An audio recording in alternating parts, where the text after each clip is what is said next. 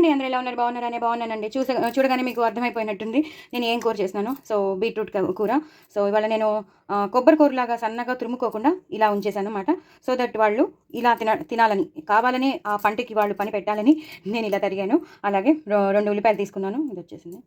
2 ఉల్లిపాయలు తీసుకున్నాను. అలాగే పచ్చిమిరపకాయలు కూడా తరిగి పెట్టుకున్నాను. ఉల్లిపాయలను సరిగ్గా తరిగి పెట్టుకున్నాను. నేను ఇప్పుడు మిక్సీలో వేస్తానమాట. మిక్సీలో నేను ఉల్లిపాయలు కాదు, కొబ్బరి, పచ్చిమిరపకాయలు, వెల్లుల్లిపాయలు వేసాను. అంతే, ఇంకా జీలకర్ర కూడా వేయను. నేను జీలకర్ర పోపులో వేస్తాను కాబట్టి ఇంకా జీలకర్ర కూడా వేయకుండా అక్కడ కూడా పచ్చిమిరపకాయలు వేసాను, ఇక్కడ కూడా పచ్చిమిరపకాయలు వేసాను కాబట్టి సో పచ్చిమిరపకాయలు, కొబ్బరి, ఒక 6-7 వెల్లుల్లిపాయలు అంతే. ఇవి గ్రైండ్ చేసి పెట్టుకుంటాను. ఇదే పేస్ట్ అనమాట, మసాలా పేస్ట్.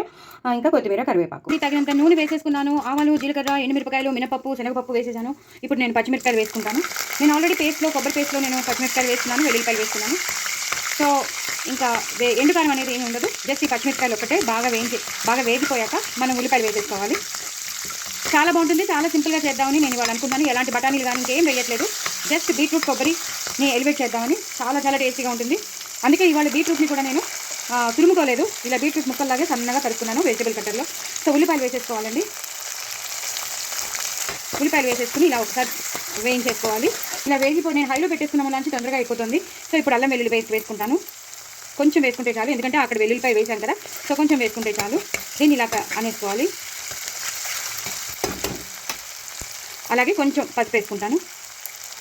ఇప్పుడు దీన్ని ఒకసారి మగ్గనివ్వాలండి. ఉల్లిపాయలు వేగిపోయాయి కదా అని నేను బీట్రూట్ కూడా వేసేసుకున్నానండి. బీట్రూట్ వేసేసుకుని ఇలా పూర్తిగా కలిపేసుకోవాలి.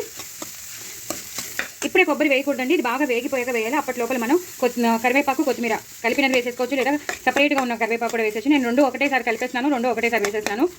No problem. సో ఇది మాత్రం ఒకసారి మగ్గాలండి. మగ్గాక చూపిస్తాను. చూసారు కదండి, కొంచెం వేగిపోయింది. ఇప్పుడు మనం కొంచెం బీట్రూట్ వాటర్ ఉంటుంది కదా, అది వేసేసుకుందాం. దేంట్లో అయితే నేను చేసుకున్నానో అది వేసేస్తాను. అది వేసేసి 1 నిమిషం ఉడకనిచ్చేస్తాం.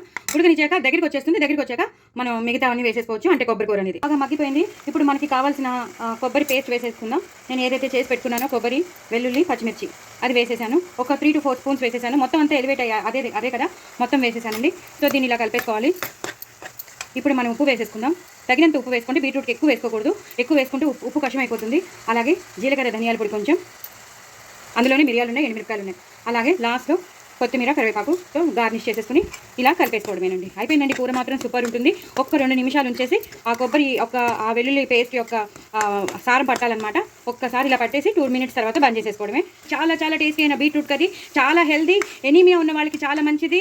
అంటే ఎనీమియా అంటే బ్లడ్ తొందరగా పడుతుంది. అలాగే గట్ ప్రాబ్లమ్స్ ఏమైనా ఉంటే అది పోతుంది. అలాగే హెయిర్కి మంచిది, స్కిన్కి మంచిది. చాలా ఇంకా ఎన్ని ఉన్నాయో అడ్వాంటేజెస్ మనం చెప్పలేం బీట్రూట్లో. సో అందుకే తప్పకుండా చేసుకోండి. ఇలా చేసుకుంటే మాత్రం సూపర్ ఉంటుంది. వేరే బఠానీలు కాదు, ఏం వేయలేదు. జస్ట్ సింపుల్గా కొబ్బరి వేస్ట్ చేసేసాను. చాలా టేస్టీగా ఉంటుంది. మరి ఇంకేం కావాల్సింది చేసుకోండి. నా ఛానల్ మాత్రం సబ్స్క్రైబ్ చేసుకోవడం అసలు మర్చిపోదు. బాయ్.